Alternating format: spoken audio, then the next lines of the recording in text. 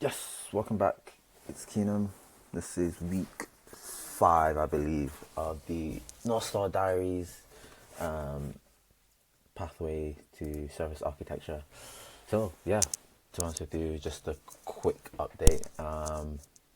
Compared to like last week, not much done last week, but this week was able to get quite a bit done. So this week, the main the main focus was on actually conducting usability testing for the new retail hub platform, which we have that live and we have some early responses so far. The platform I chose to use was Maze, just because it's just very quick, and I'm not paying £100, I think £150 for UX tweak right now. I'm not paying that right now. I don't want to pay that. Maybe on the next project, but not this one. But yeah, I just use Maze just for some quick insights. I'm pretty familiar with it, but yeah. So with the usability testing for the new retail hub, I'm just really looking for comparisons because a lot of the information, a lot of the um, context around everything else has stayed the same. So for the most part, the only main difference is how you actually get there, and that's kind of the difference when it came to this. And how I was thinking is, how do I actually test this, because it's so different. There's many entry points to the same system, but the entry point is still the same. Um, Once you kind of go past the first layer, everything else remains the same. So it's not like it's actually improved anything. It's just added something that made it easier to access. But on the back end, like I said, the back end system is literally just the same form.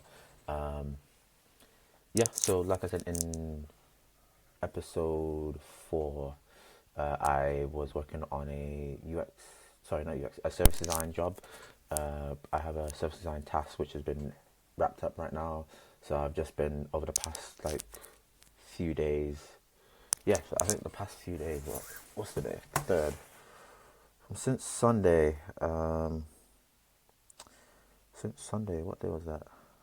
Since Sunday the 28th, I've just been locked in just prep and interview working on the actual presentation content, refining it, iterating on it, and just improving it over time with like new information and things that I'm thinking about, or things that I come across online. Like one of the things I've recently come across was like this workshop guide by this university, and I saved it, and it kind of like, wow, it's like it unlocked some insights of like running a workshop that I didn't think about, and I definitely applied it to the task, because the task is really about planning something. It's not actually producing something, which is slightly different. But in saying that, one thing I realized about doing that project is that in service design, it's somewhat similar but not the same. Like it's adjacent, as in it all points the same direction, but the how you get there and your desired end goal or end state is quite different. Um, and then in doing so, I kind of realized with service design, it's like I said, very different to UX design to where like um, with service design, you could be just working on some type of service, or some aspect of something, or a pilot of something. But in UX, it's quite linear. But with service design, it's so broad that there's many variables to think about. And that's kind of the problem that I had early on, was like I really didn't know what the hell, or like what direction to go down, because that's kind of the, or like to, like what to narrow down to. And in doing this task, it made me realize like a lot of the deliverables that I thought would be necessary for this project just aren't, just aren't. And last night I was doing some prep, where like interview prep, where like you do the presentation and then they may ask you a few questions about this. And one of the questions that came up was like, actually, let me actually look up. One of the questions that actually came up was like, so things change. How do you keep on the straight and narrow, or like how do you focus your decisions on things that actually produce things, like produce outcomes, the desired outcomes that you want. And me thinking that, I'm thinking, oh, I don't know this question because I don't have experience in it, but I actually do. I actually did. And it wasn't until last night it was like, wow, like a lot of the tasks I thought were necessary, when I go back to let me actually show my screen. You can actually see my screen here. So when I go back to the agenda, when we go back to the agenda, you can see I have, the design thinking framework. And I realize again, I don't need to do all this stuff. I don't need to define. I still need to, but it's not as a linear thing as I thought it was. And the deliverable that I thought was the end goal, which was the actual prototype, isn't necessarily just that. It is also a proposal. It is also a, not proposal, but like it's also a service blueprint. And the service blueprint is actually the end goal. The end goal is a service blueprint. That way it can actually get implemented. And that's the key, is implementation. I only thought about, okay, from a UX point of view, I'm just here to produce a digital asset, a digital product, and get that out, and get feedback, and all that stuff. But with service design, like I said, is so different, to where the end product or the deliverables is very different. So that's one thing that exposed me. That exposed about myself, or exposed this project exposed me to. But yeah, so this week, the main thing I actually did, besides the usability testing for Retail Hub, was these mapping tools, which has been on the docket for like weeks. But I was just able to just crack it out today. Not crack it out this week. And that actually needs updating. Rich pictures. Yeah, rich picture. So I remember, I think in week 1, where I actually attempted this, and because I didn't have as much as a complete picture about something, it wasn't really registering in terms of the level of granularity, or like the actual right approach. So it wasn't until I was able to conduct the usability testing, the heuristic evaluations, the stakeholder mapping, all of these design activities, to end up with having a rich picture map and pig model. But yeah, I'm pretty happy with this. But the thing about this is, the lens that I chose to is focusing on the one thing that actually affects everything around it, and that's policy. So it affects the customer service rep, it affects the customer service team leader, it affects the cluster operations manager, and of course William Hill. So it is again applying the right lens to a project, and that's something that early on I couldn't wrap my head around, because again, all of it was still fresh. So all this information and learning was still fresh. So back then in week 1, I was thinking, wow, like rich pictures, it's so simple but yet complex, because again, unless you start applying it, the key thing is, like, what level of like granularity do you look towards, like do you look for this project. And again, with the service design task, it actually helped me narrow down the focus to just one specific area. But the key thing here is, like I said here, is the rich picture shows that the problem isn't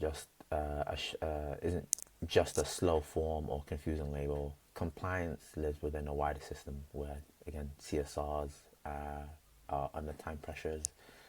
Team leaders are enforcing rules they didn't design. Comms are just monitoring outcomes and seeing whether the friction, when the feedback again flows upwards, but understanding doesn't flow back down, compliance become mechanical rather than meaningful.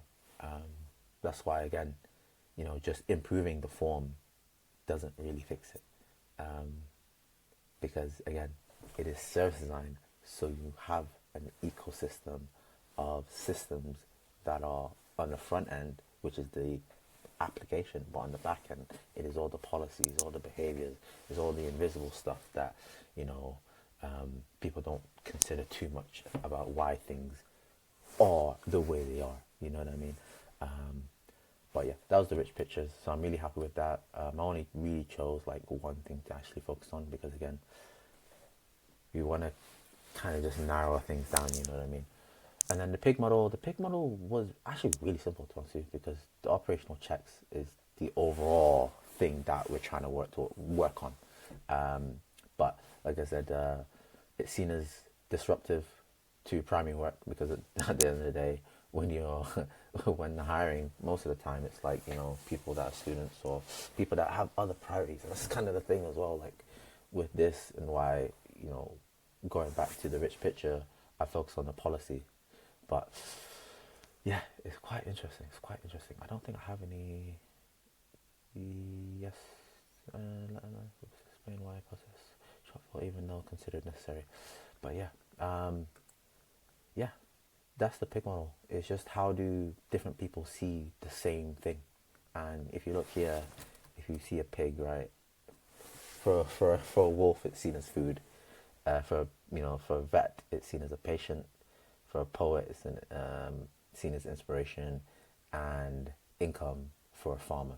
And that's what a pig model is. So again, the pig model is a lot simpler than the rich picture because at least with the rich picture, you actually have to have a level of understanding. But that's where, you know, as a service designer, your job is actually to begin like focusing on like facilitation and being able to get out information from a lot of people and have the right people in the right rooms, given the right prompt, given the right prompt, and be able to again extract insights from people because again, your job is not necessarily to be the subject expert in anything. It's just being able to facilitate a problem and hopefully get to a solution with shared understanding amongst stakeholders that produces a positive outcome. But yeah, that is pretty much it in terms of next steps. The next step really and truly is again is actually finishing the usability testing and just comparing, using that as a bit of a benchmark for whether like did it solve the problem, and I would probably say it probably didn't. It probably didn't. It probably just mainly just window dressed issues. But again, you know, when it comes to businesses, sometimes they just kind of roll out things and then over time they iterate on the service and improve it over time. But again,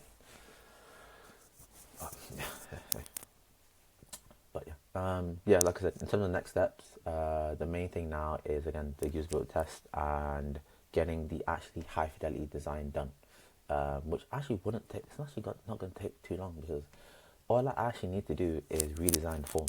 That's really all I need to do. So I already have an idea of the form as I showed you in a few weeks ago, and yeah, I really do like that and really want to just work on developing that because I think it's really, really useful in terms of the content actually on the page and the information it provides. And again, the ease of access and intuitiveness of it compared to what the current form is. Now, again, one of the things also is a service blueprint. So that would be the end goal. So one of the things I'm going to do this week is, yeah, over the following days is to kind of just set the kind of base for the service blueprint because I think this project's wrapped up, to be honest with you. I don't think there's much else for me to do, to be honest with you. There's not much else for me to do, to be honest with you. So there's an artifact that I want to actually make is a physical artifact. So they have every store has a shop phone, and what I'm trying to do is like trying to design like a cutout that you can, just slot in and put that on the phone, because one of the things is the people working at your shop may not know who your actually body shop is. Again, there's different things as well in the environment, but it would be, again, more intuitive to just have a little, piece of, real world artifact that just says, oh, hey, your body shop is this is their number, hey, remember to log it, hey, just a bit of quick information. But yeah, that is pretty much it, man. So I recall, so I've got an interview next week, and I will let you know what's up with that next week. But yeah, that has been week 5. Thanks for watching.